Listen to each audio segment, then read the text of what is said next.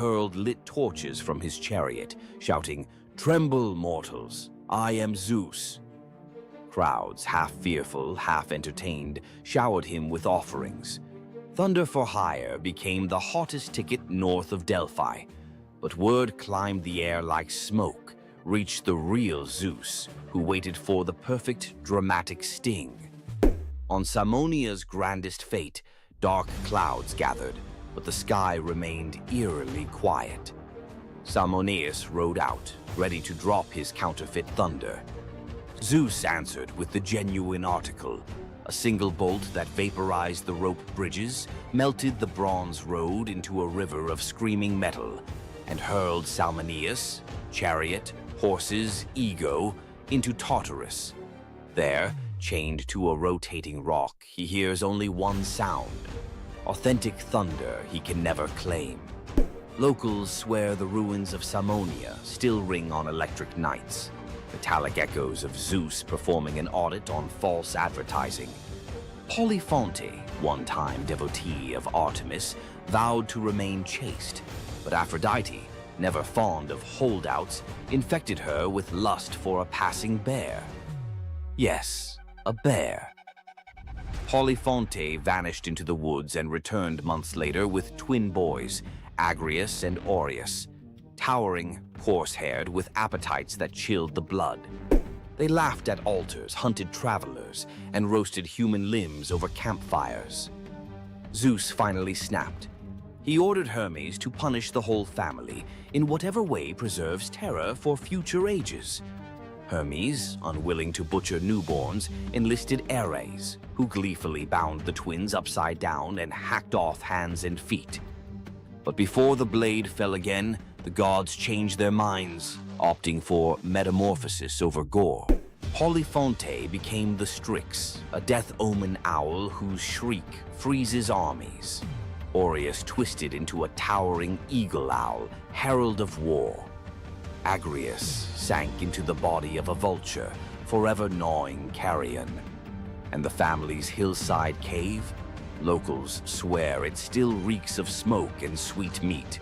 Farmers mark its mouth with iron nails. Iron, they say, silences bare-born ghosts. Next time an owl howls before battle, remember Polyphonte's cursed lullaby, a mother's love curdled into dread for every soldier who hears it. Athena once chose an Attic girl named Myrmex as her personal protege. The goddess introduced a dream project, the world's first plow. Myrmex watched, learned, then, intoxicated by the crowd's applause, whispered that she had invented the tool. Athena's gray eyes darkened.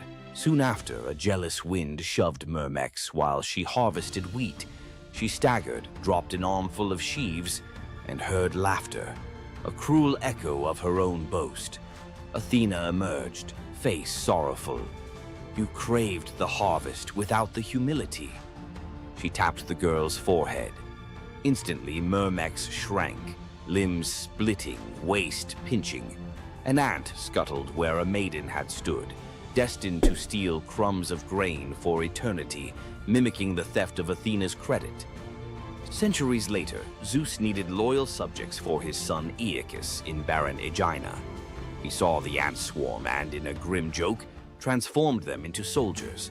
The Myrmidons, silent, disciplined, famous under Achilles at Troy. The bravest army in myth owes its origin to a single boastful sentence.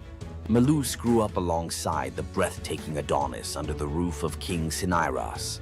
Where Adonis was radiant, Medusa was steady, guard, confidant, brother in all but blood. When a boar gored Adonis in Aphrodite's sacred grove, every flower dimmed, and Medusa felt his chest collapse inward.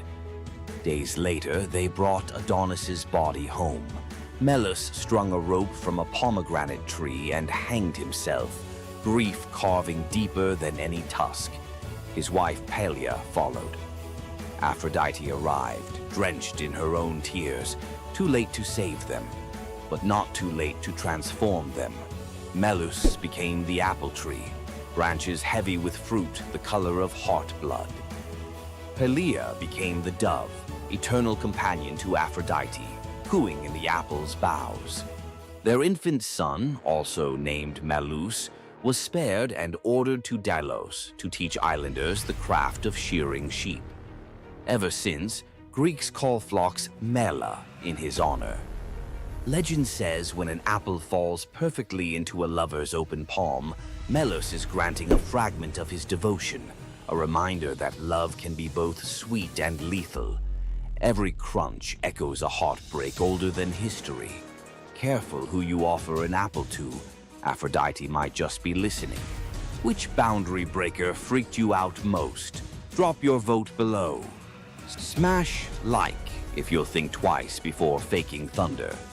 Subscribe for Forgotten Monsters next week, and ring the bell. Unlike Melinoe, notifications haunt only by day. See you in the echoes. Imagine having a wish so powerful that everything you touch turns to gold. Sounds like a dream, right? But for King Midas, this dream turned into a nightmare. Let's dive into his tragic story. Once upon a time, King Midas ruled over a prosperous kingdom known for his wealth and opulence. But Midas wasn't just content with riches. He wanted more. He wished for the ability to turn anything he touched into gold. One day, the god Dionysus appeared before him and, impressed by Midas's devotion, granted him the wish. At first, Midas was overjoyed. Everything he touched, his food, his treasures, his furniture, transformed into gold. His wealth grew beyond imagination, and his joy knew no bounds. But soon, Midas realized the curse of his wish. He touched a rose, gold. He touched his food, gold. Desperate for a meal, he tried to drink water, gold. In horror, Midas realized that even his daughter, whom he loved dearly, turned into a lifeless golden statue when he touched her. Furious with the consequences of his greed, Midas begged Dionysus for mercy. The god, seeing the king's suffering, told him to wash in the river Pactolus. And in that moment, Midas's golden touch was taken away. The river's waters, now imbued with Midas's curse, carried gold downstream, forever tainting the land. King Midas's story is a reminder that greed often blinds us to the consequences of our desires. His once prized gift became his greatest curse, teaching us that not all treasures are worth the price. If King Midas's tale of power and greed left you thinking, make sure to subscribe for more epic Greek myths and their timeless lessons. Stay tuned for more stories of fate, love, and the god's wrath. Athena, the goddess of wisdom, war, and strategy, was one of the most powerful deities in Greek mythology. Feared by enemies, honored by heroes, and even challenging Zeus himself, Athena's legacy shaped legends, wars, and the very foundations of civilization. But was she truly a goddess of justice, or was there a darker side to her wisdom? Let's dive into the real story of Athena. Athena wasn't born like other gods. She burst fully grown from Zeus's head, armed with a spear and shield, a goddess of war and wisdom from the very start. But her story is more than just divine power. It's one of strategy, conflict, and influence that shaped the Greek world. The protector of heroes, Athena wasn't just a warrior. She was a tactician, a guide, and the ultimate ally to heroes.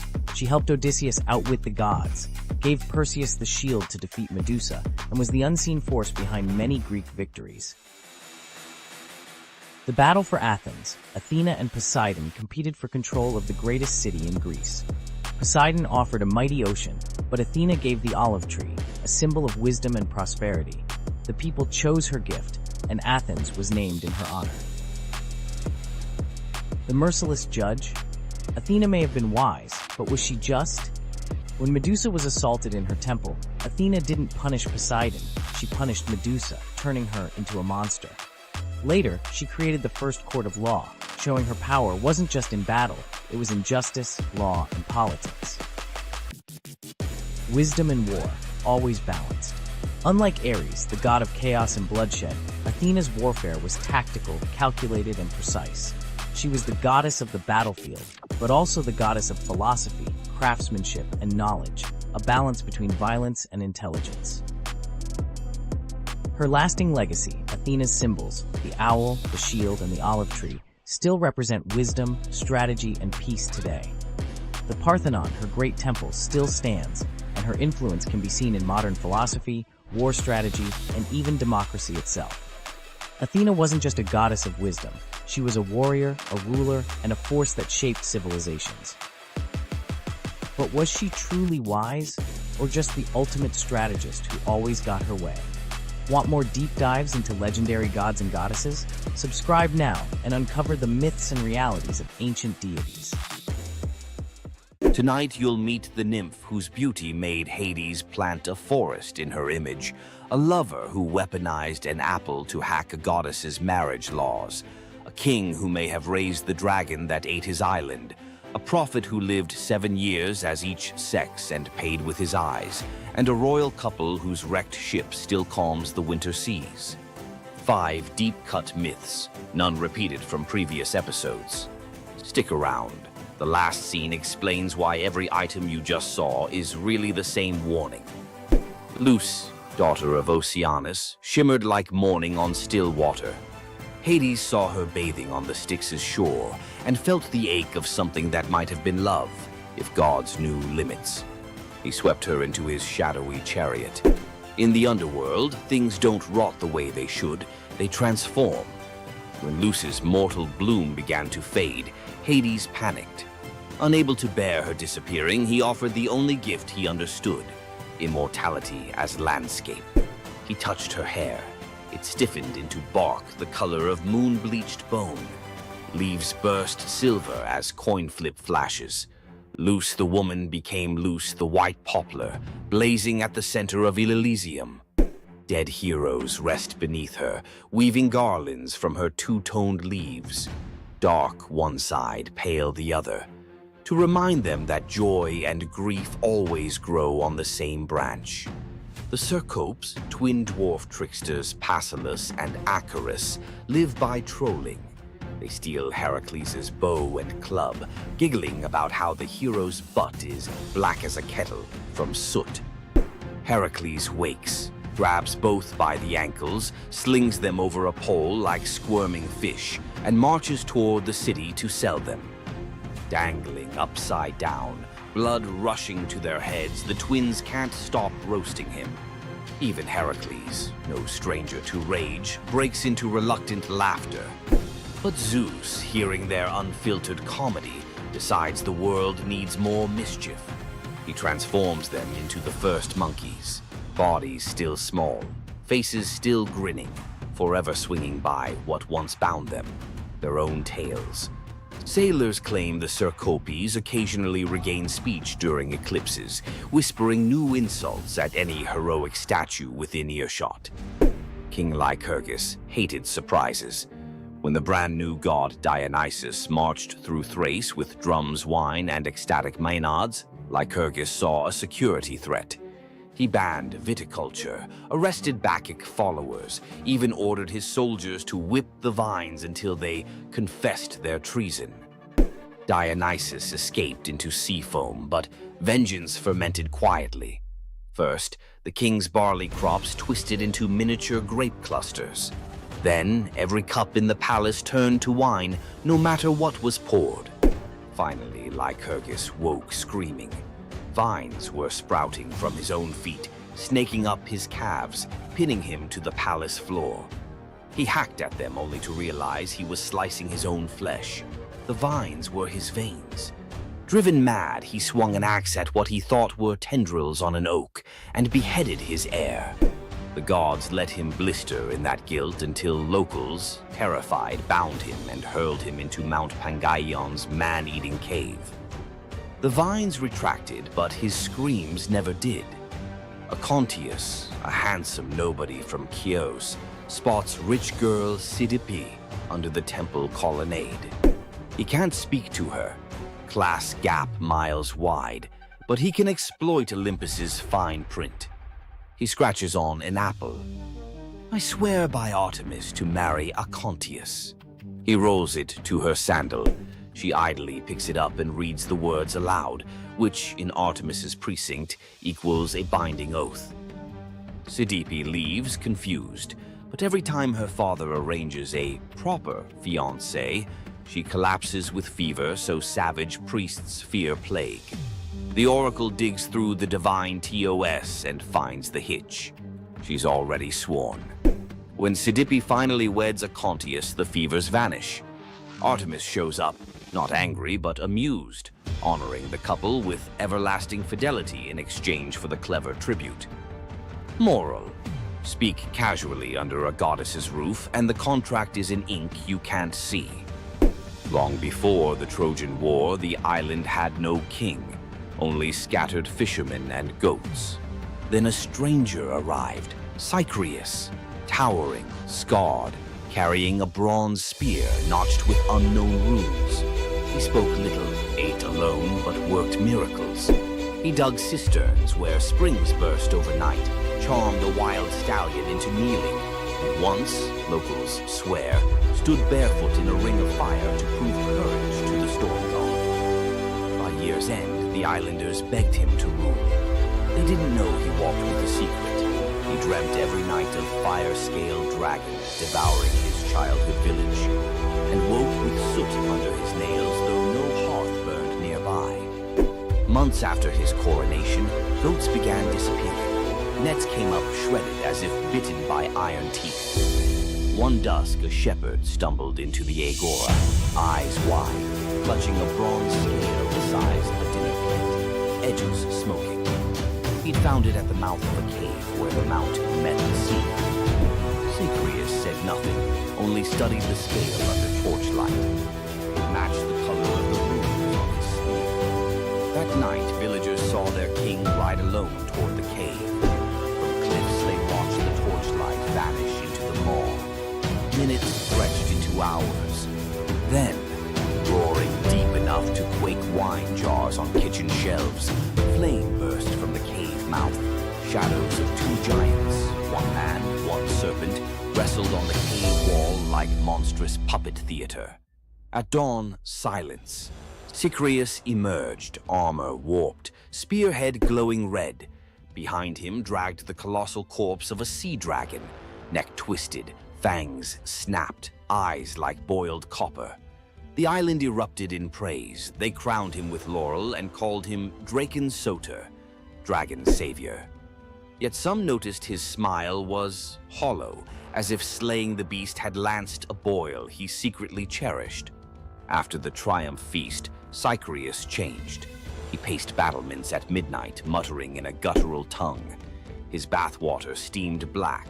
Servants insisted the steam coiled like a serpent before dissolving. One harvest festival, a child accidentally spilled wine on his boots. Cycreus roared, eyes flashing ember orange, and the boy swore he saw scales ripple under the king's skin. Rumors spread. Had the battle fused man and monster? Or darker, had Cycreus never slain the dragon at all? Had he absorbed it? When storms flattened olive groves and fishermen found their nets burnt as though by underwater fire, the islanders panicked. They begged Eurystheus of Athens to intervene. The hero sailed with 50 hoplites, each carrying asbestos-soaked nets and mirrored shields to confuse reptilian eyes.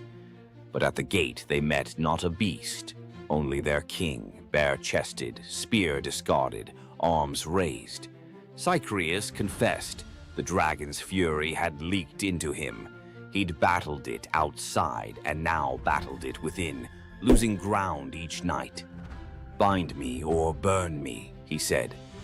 Eurystheus chose mercy darker than execution, exile. He ferried Cycreus to Eleusis, gift-wrapping the cursed king for the goddess Demeter, whose own grief could understand corrupted power. Demeter accepted, appointing Cycreus as guardian of her holy processions, his inner fire now repurposed to ward off all lesser threats. As Cycreus's ship slipped away, islanders swore the shoreline hissed, not from waves, but from a dragon's whisper receding with its unwilling host. Salamis kept the dragon's bronze scales nailed above city gates for centuries, tarnished mirrors reminding every leader, conquer your monsters, yes, but never wear their skins. Power taken from terror carries terror's seed. When rage becomes crown, abdication may be salvation. Young hunter Tiresias strikes the snakes with his staff. Hera curses him into a woman for 7 years. He marries, bears children, learns the loom songs of grief men never hear. 7 winters later, he meets the serpents again, carefully steps over them, spell breaks. He's male once more. Later, Zeus and Hera bicker. Who enjoys love more, man or woman? They drag Tiresias in as data point. He sides with Zeus. Women feel 9 times the pleasure. Hera, furious, blinds him. Zeus, guilt-struck, gifts prophecy and a lifespan of 7 generations. Thus, the greatest seer of Thebes walks the tightrope of fate without eyesight, yet clearer vision than any living soul. It's said he chuckled on his deathbed. Blind, I've seen 2 worlds, inside and out. King Ceyx sails to consult an oracle. Wife Alcyone prays he waits for calmer weather. He doesn't. Zeus, annoyed that Ceyx invoked him too often in casual oaths, hurls a thunderstorm that swallows the ship. Ceyx's spirit, soaked and shivering, begs Iris to carry a goodbye. Sleep god Morpheus impersonates Ceyx's drowned corpse in Alcyone's dream. She wakes screaming, runs to the surf. There's the real body, ghost pale in foam. In raw despair, she leaps after him. The gods, pierced by this double plunge, morph the lovers midair into halcyon birds, kingfishers with royal blue backs. To let their floating nest survive, Zeus stills the winter seas for 14 days every January. Sailors call it the halcyon days, when storms bank their rage and even grief takes a coffee break. Which transformation slapped hardest? Tree, oath, dragon, gender shift, or bird? Hit the comments. Smash like. If you'll think twice before reading random fruit out loud, subscribe for next week's plunge into the 3 mortals who blackmailed the fates. And ring that bell. Unlike Zeus's thunder, it won't roast you for imposter syndrome. See you in the halcyon calm. Ask most people about Greek myth and you get 12 labors, a Gorgon's haircut, or a fire thief nailed to a cliff. Tonight we leave the doom scroll and open the side door, some lesser-known legends where the gods give instead of take. Or something you love, silence the group chat, because each tale rolls out in 4 acts, exactly like a Netflix mini-EP. First jar on the left, a polished grain of barley the size of a thumbnail. Let's pry it open. Eleusis, dusk. Fields are dust. Demeter still mourns Persephone. Villagers starve, except Triptolemus, teen son of King Celeus, who offers the goddess barley porridge cooked from his final handful of grain. Moved, Demeter turns her grief to gratitude and hands him a leather pouch of enchanted seed. Demeter's next gift is wilder, a bronze chariot yoked to 2 serpents the size of river dolphins. They hiss, but obey her touch. Fly, she tells Triptolemus, and sow the earth. He launches like steam from a kettle, dragons beating emerald wings over seas and mountains, seed flitting from his fist, taking root the instant it kisses dirt. Triptolemus lands in Scythia, demonstrates plowing, and shares bread hotter than sunrise. Their ruler Lincus smiles, then creeps into the guest hut with a dagger, planning to steal credit. Demeter's serpents coil awake, eyes phosphorescent. Steel meets scale. The goddess materializes and, with a snap, turns Lincus into the first lynx, forever stalking fields he can never harvest. Triptolemus lifts off again, safer and wiser, dragons spiraling like living irrigation lines.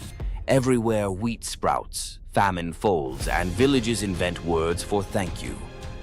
When he finally parks the chariot in Eleusis, Demeter names him patron of farmers and slots a constellation, the sower, above the autumn sky. Rural Greeks still claim that seeing twin shooting stars at harvest means Triptolemus's dragons are checking yields. In Achaean rites, stonemason Mycilus woke 3 nights running to the same dream. Hercules, lion skin reeking of cedar smoke, beckoned him across the sea to the pebble-dappled waters of Aesar. Leaving one's birthplace was illegal, but divine persistence outweighs city ordinances. Neighbors dragged him before the civic tribunal. Verdicts were cast with white, acquit, and black, condemn, pebbles dropped into an urn. Mycilus prayed under his breath.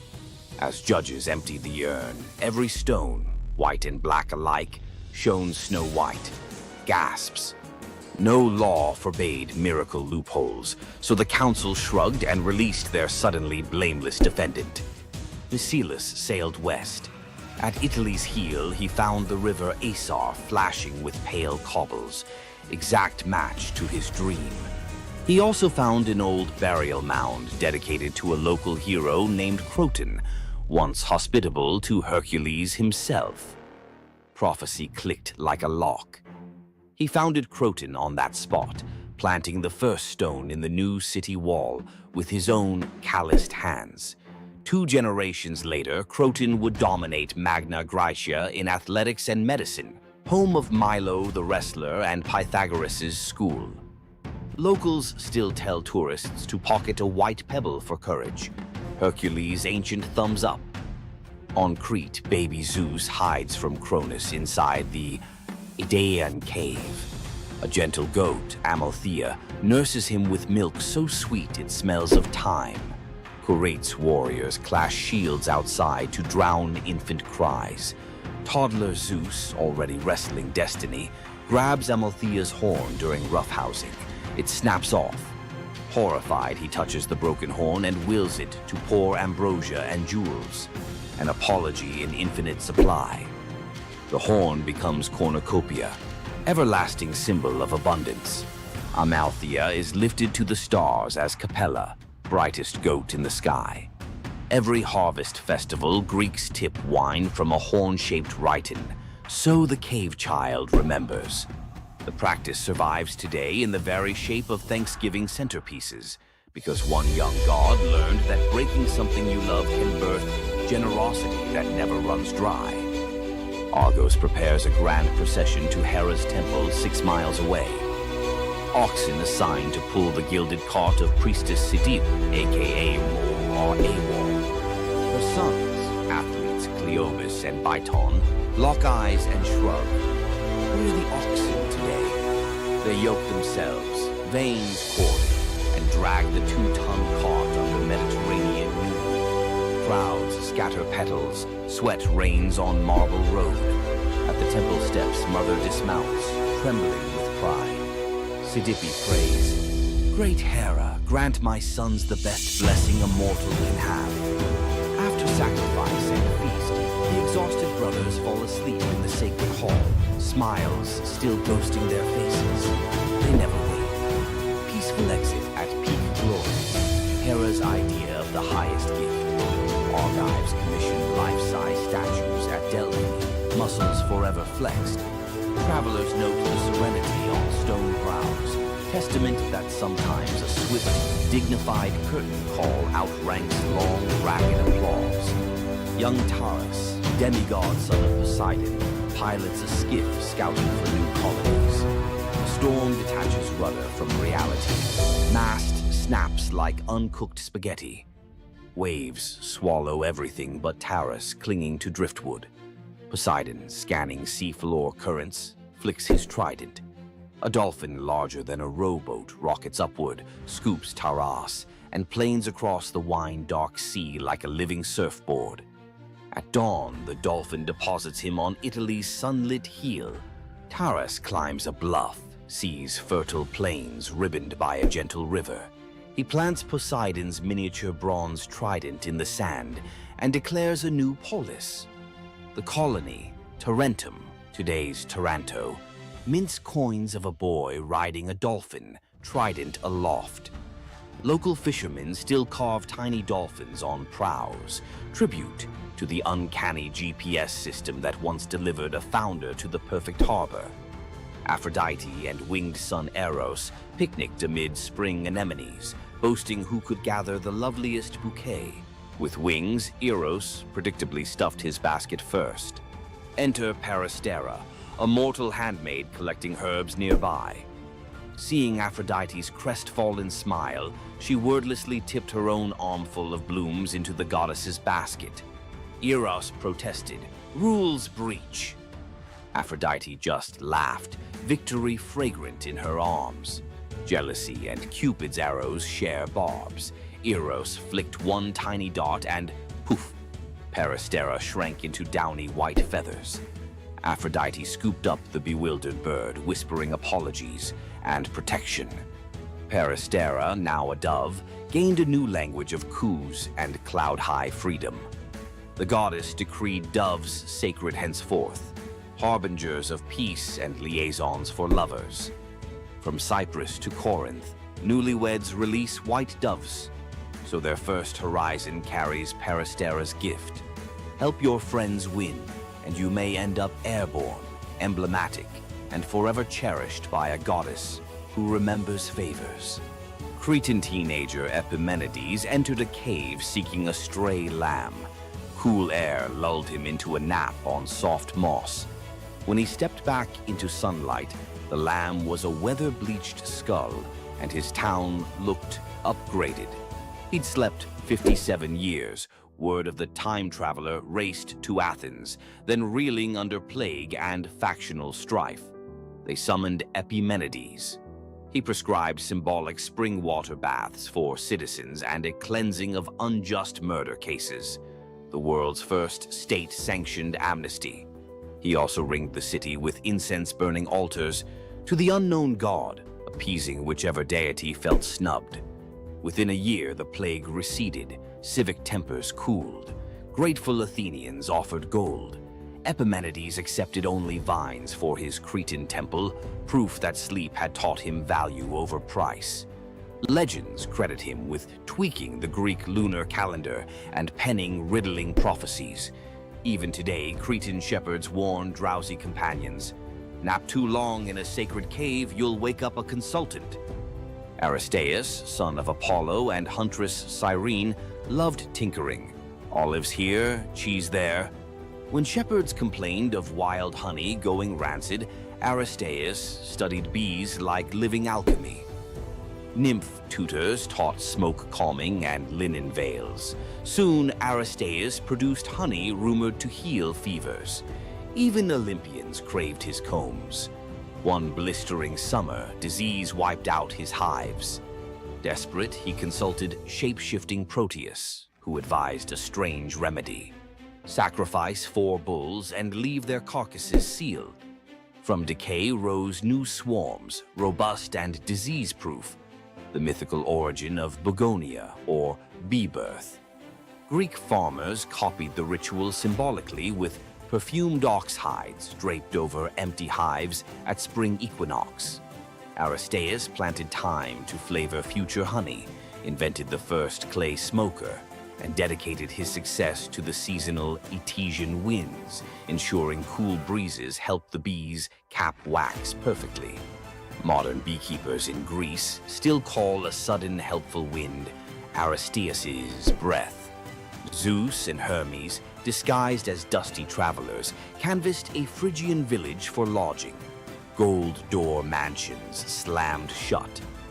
Only an aged, poor couple, Baucis and Philemon, welcomed them into a mud brick hut. They served cabbage soup, pork scraps, and local wine. Mid-pour, Baucis noticed the jug stayed full. Eyes widened. Guests revealed divine light.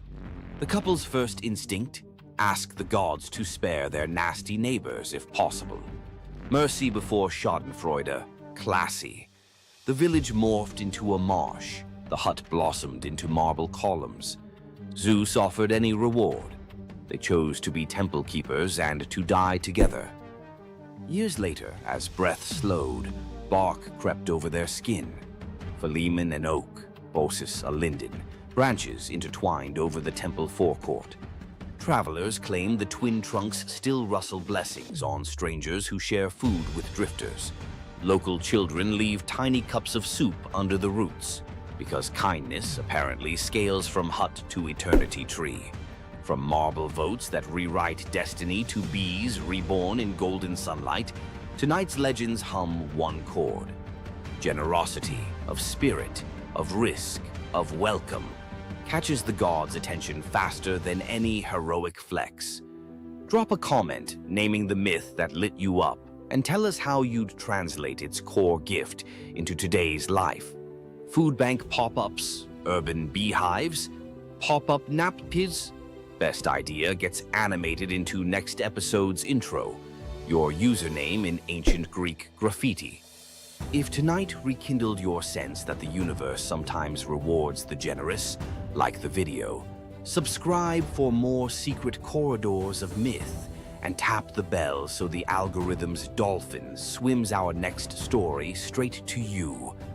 Until then, keep a white pebble in your pocket, a spare bouquet for a stranger, and an ear attuned to wind that maybe, just maybe, started in a very old apiary. Ever wondered what it would be like to walk through the ancient world and encounter mythical creatures from Greek mythology? Get ready to meet the beasts that shaped legends. In Greek mythology, creatures were more than just beasts. They were symbols of the forces of nature, God's will, and humanity's struggle with the unknown. From the terrifying Minotaur lurking in the labyrinth to the mesmerizing sirens luring sailors to their doom, these creatures were as captivating as they were dangerous. The mighty Hydra, with its multiple heads that regrew each time they were cut off, was a symbol of unstoppable power. The Cerberus, the three-headed dog guarding the gates of the underworld, represented the barrier between life and death. But not all mythical creatures were monsters.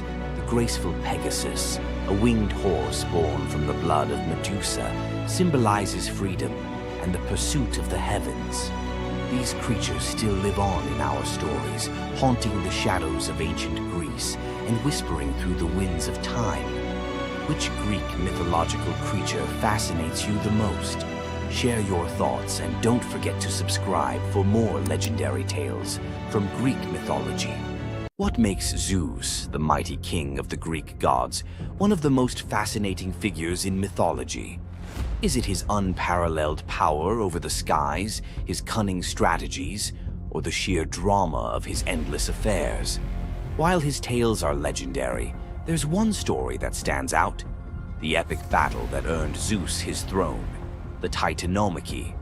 This isn't just a story of a god's rise to power, it's a tale of rebellion, alliances, betrayal, and the ultimate struggle between two generations of divine beings. Stay with us as we dive into the myth of the Titanomachy, Zeus's role in overthrowing the Titans, and the secrets that shaped his reign. Before Zeus became the king of the gods, his father, Cronus, ruled the cosmos. Cronus was the youngest of the Titans, a race of primordial deities born of Uranus, the sky, and Gaia, the earth. The Titans were immensely powerful, but also deeply flawed. Cronus had gained power by overthrowing his own father, Uranus, in a brutal act of betrayal. But just as Cronus had betrayed his father, a prophecy loomed over him, warning that one of his own children would overthrow him. To prevent this, Cronus took a horrifying precaution.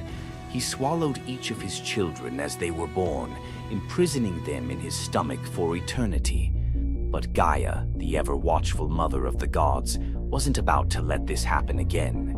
When Rhea, Cronus's wife, gave birth to Zeus, Gaia devised a plan.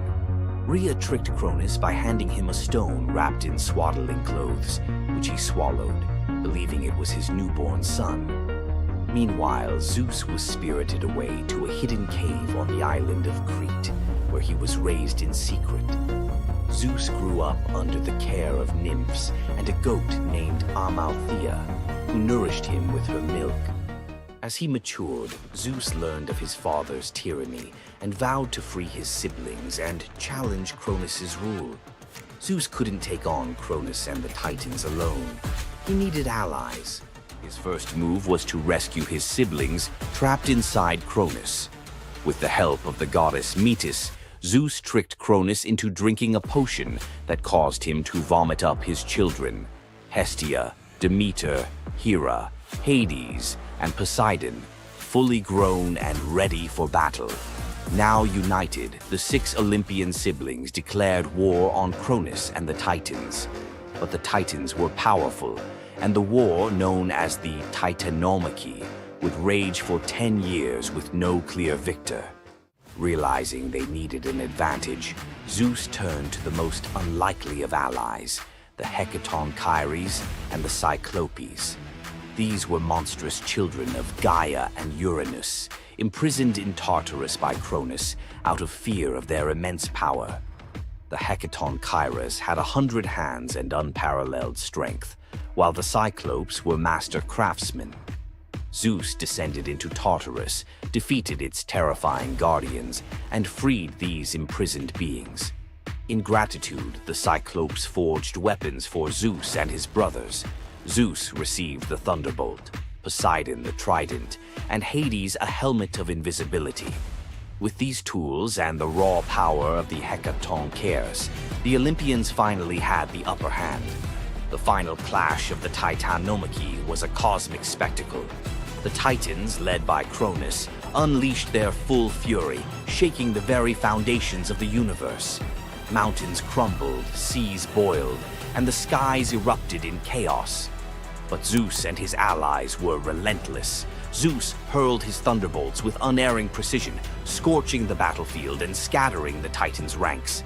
Poseidon unleashed massive earthquakes, and Hades used his helmet of invisibility to sow confusion among their enemies. The Hecatonchires proved invaluable, hurling massive boulders with their 100 hands, overwhelming the Titans. One by one, the Titans fell, their immense power no match for the combined might of the Olympians and their allies.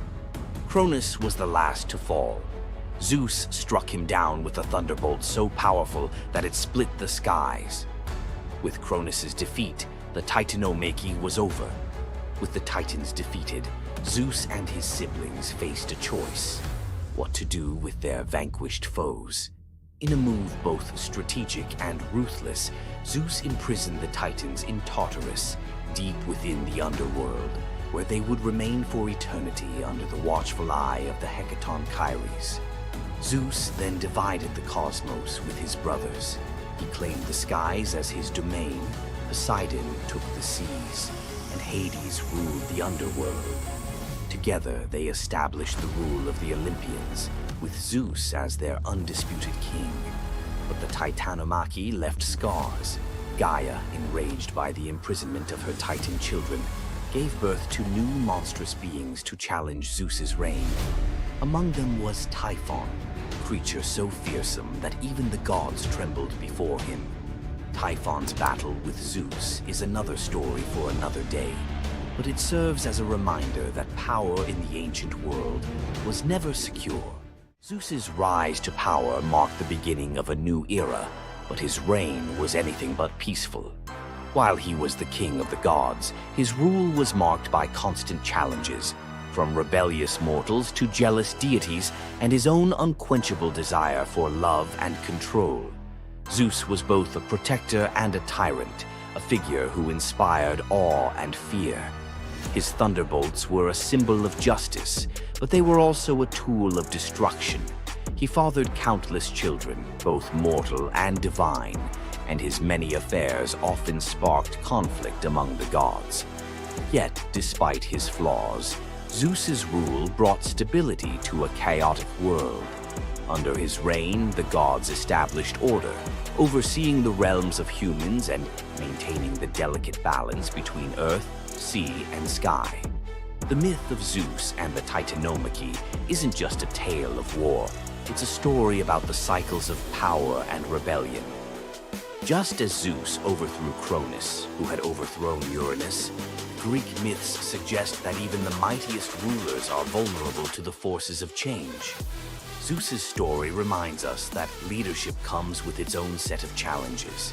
It's not just about gaining power, it's about maintaining it, often at great cost. Zeus's rise to power is one of the most thrilling tales in mythology, filled with battles, alliances, and sacrifices. But what do you think? Was Zeus a just ruler, or was he simply another tyrant destined to fall like the Titans before him? Let us know your thoughts in the comments below. Don't forget to like this video if you enjoyed this dive into Greek mythology, share it with fellow myth lovers, and subscribe to our channel for more epic tales from the ancient world. Until next time, remember, the gods may rule from above, but their stories remind us of the struggles we all face below. You've heard of a goddess whose beauty was unmatched. But what if I told you that her beauty wasn't what it seemed? In fact, her allure led to some of the darkest consequences in ancient myth. This goddess, adored by many, held the power to captivate anyone with a mere glance. She was so beautiful that her charm could sway the gods, kings, and mortals alike. But this beauty came with a deadly price. The goddess we're talking about is none other than Aphrodite, the Greek goddess of love and beauty.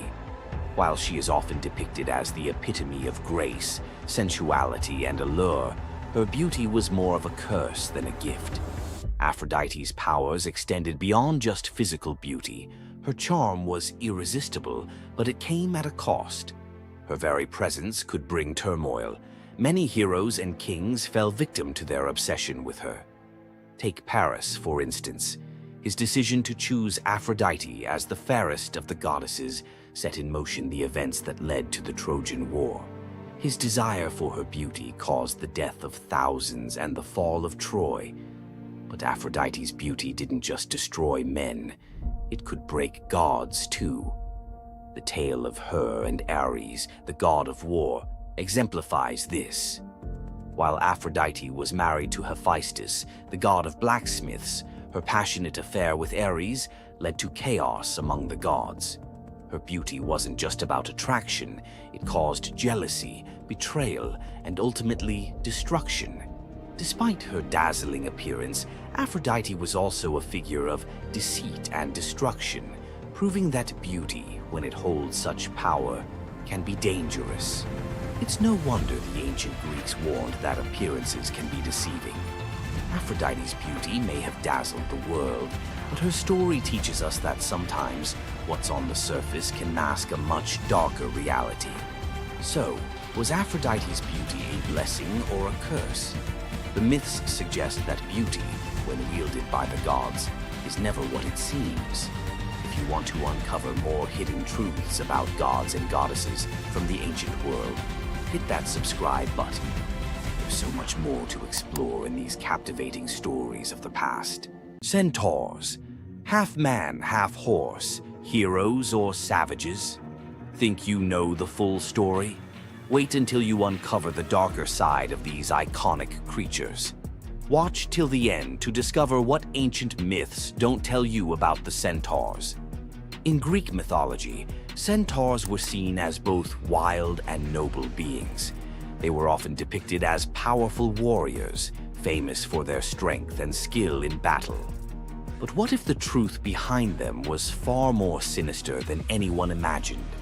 While some centaurs, like Chiron, were revered for their wisdom and kindness, many others were violent, uncontrollable creatures. These savage centaurs were known for their drunken brawls and uncontrollable rage. The most infamous event? The Battle of the Lapiths and Centaurs, where they fought against the Lapiths during a wedding feast, leading to a massacre of both men and women. Their brutal behavior was more than just a mythological tale. It symbolized the chaos that could occur when civilization collided with the wild, untamed forces of nature. But why did the Greeks depict centaurs this way? Was it a cautionary tale about the dangers of unchecked power and savagery, or a deeper reflection on humanity's struggle between reason and instinct? The darker truth behind the centaur myth might just hold the key to understanding the wild, primal side of ancient Greek culture. Centaurs are more than just mythical beasts. They represent the conflict within us all. If you're fascinated by the hidden truths of ancient myths, don't forget to subscribe for more dark stories from Greek mythology. Imagine a woman so terrifying that a single glance from her could turn anyone into stone. Medusa, a name that echoes through history as a monster, a villain, and a symbol of pure horror. But what if everything you thought you knew about her was wrong? Medusa wasn't always a monster. Her story is one of betrayal, injustice, and a curse she never deserved. She wasn't born a villain. She was made into one by the gods themselves. But even as a victim, she found a way to turn her tragedy into power. Today, we'll unravel the myth of Medusa and discover the deeper truth behind her story. From her tragic origins to her transformation into a feared Gorgon, to her epic confrontation with Perseus. This is the tale of Medusa like you've never heard it before. Long before the snakes, before the curse, Medusa was a mortal woman of extraordinary beauty. She wasn't born a monster. She was born human, the daughter of the sea gods, Phorcys and Ceto. While her sisters, Stheno and Euryale, were immortal Gorgons, Medusa stood apart as the only mortal among them. But it wasn't her mortality that set her apart. It was her beauty. Medusa's golden hair, radiant complexion, and striking eyes captured the attention of everyone, even the gods. She served as a priestess in the temple of Athena, goddess of wisdom and war, vowing to remain pure and devoted to the goddess. This is where her life took a tragic turn. According to the myth, Poseidon, the god of the sea, became infatuated with Medusa. Overcome by desire, he pursued her relentlessly, and one fateful day he cornered her in Athena's temple. Medusa, defenseless, could not escape his wrath. But instead of protecting her, Athena turned her fury against Medusa. The goddess, enraged by the desecration of her temple, cursed Medusa for what had happened, punishing the victim instead of the perpetrator. Athena's curse transformed Medusa into a Gorgon, a being so hideous that no one could bear to look at her.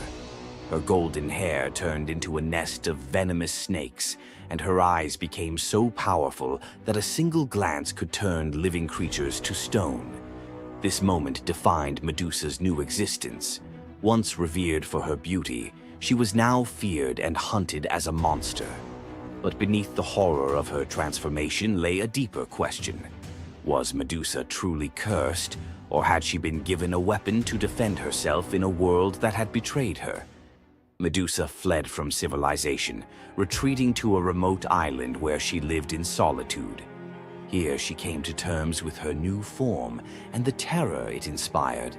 The snakes in her hair hissed constantly, and her reflection, once a source of pride, was now a weapon she couldn't dare to look at. But the world wouldn't let her rest. Tales of the monster of the island spread across Greece, and soon warriors came seeking glory by trying to slay her. None succeeded. Each challenger who entered her domain fell victim to her petrifying gaze, their bodies forever frozen in stone. Medusa's life became one of survival, fending off those who sought to destroy her while grappling with the isolation of her curse. She was trapped in a cycle of violence she didn't choose, but couldn't escape. As the years passed, Medusa's story became twisted. In the eyes of mortals, she was no longer the victim of a cruel curse, but a monster to be feared. The tragic young woman was lost to legend, replaced by the image of a terrifying villain. Enter Perseus, a young demigod with a destiny to fulfill. Tasked with bringing back Medusa's head as proof of his strength, Perseus embarked on a perilous journey to find her. But unlike the warriors before him, Perseus wasn't relying solely on his skill. He had the favor of the gods. Athena and Hermes provided Perseus with gifts to help him on his quest. Winged sandals to fly, a reflective shield to avoid Medusa's gaze, and a sword sharp enough to cut through anything. Most importantly, he was given a magical bag to safely carry her severed head. Perseus's journey to Medusa's lair was filled with danger, but none compared to the final challenge. facing the Gorgon herself. When Perseus arrived, Medusa was sleeping. For the first time in years, she looked peaceful, an almost human reminder of who she once was. But Perseus couldn't afford to hesitate. Using the reflective shield as a mirror, he avoided her petrifying gaze and struck with precision, severing her head in one swift motion. The blood that spilled from Medusa's neck gave birth to two incredible beings, Pegasus, the winged horse, and Chryser, a golden giant. Even in death, Medusa's body produced miracles, a testament to the power she had carried within her. Perseus carried Medusa's severed head back to Greece, where it became both a trophy and a weapon. Her gaze retained its power, turning enemies into stone, and Perseus used it to defeat his foes and protect his people. But Medusa's story didn't end with her death. Over time, her image transformed from that of a monster to a symbol of strength and defiance. Women, especially, began to reclaim her story, seeing her as a figure who resisted the gods and survived unimaginable betrayal. Today, Medusa is more than a mythological figure. She's an icon. Her face appears in art, literature, and even modern movements that challenge systems of power and oppression. But the question remains, was Medusa truly a monster, or was she a victim of a world that feared her power? Medusa's story is a reminder that myths are more than just tales of gods and heroes. They're reflections of human nature, of the injustices and triumphs we still see today. So, what do you think? Was Medusa a villain, or was she a misunderstood symbol of resilience? Leave your thoughts in the comments. Give this video a like if you found her story as fascinating as we did. And don't forget to subscribe to the channel for more deep dives into the myths and legends that continue to shape our world. Until next time, keep questioning, keep exploring, and keep looking beyond the surface. Imagine being one of the greatest hunters in the world, known for your unmatched speed and skill. But despite all your abilities, your destiny is determined by a simple golden apple. Let me tell you the tragic tale of Atalanta, the huntress who couldn't escape her fate. Atalanta was abandoned at birth by her father, Zeus, who didn't want a daughter. Left to die in the wilderness, she was raised by a she-bear, learning to hunt and survive. As she grew, Atalanta became a legendary warrior, her skills in hunting unmatched. But no matter how great she became, she could never escape one thing, her prophecy. A prophecy foretold that Atalanta would only marry a man who could outrun her in a race. As the years went by, many suitors came, eager to win her hand. But Atalanta, fiercely independent, defeated them all. Her speed was unbeatable, and no man could match her skill. Then came Meleager, a brave hero who had heard of Atalanta's strength and beauty. Unlike the others, he didn't boast about his abilities. Instead, he came prepared with a plan.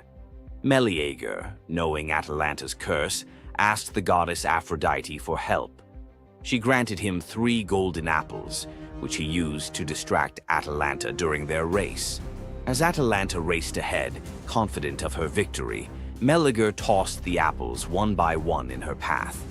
The golden apples were so beautiful, they distracted Atalanta just enough to slow her down.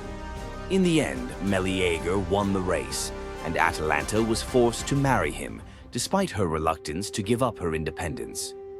But the story doesn't end in happiness. Atalanta and Meleager's marriage was plagued with regret. Atalanta, still driven by her need for freedom, felt trapped by the very love she couldn't escape. And in the end, Meleager, whose destiny was also marked by the gods, tragically died before she could ever truly be free. Atalanta's story is a tale of love, fate, and the clash between personal destiny and desire. Despite her unmatched strength and independence, her fate was sealed by love, and her story remains a tragic reminder of how even the most powerful can be brought down by what they cannot control. If Atalanta's bittersweet story of fate and love left you in awe, Subscribe for more untold Greek myths and the heroes who shaped the ancient world. Hor, the thunder god, woke up to find his greatest nightmare had come true. Mjolnir, his mighty hammer that could level mountains and control lightning itself, was gone. Without it, the thunder god was powerless, vulnerable, and mocked. The weapon that defined his very identity as protector of Asgard had vanished without a trace. But what happened next would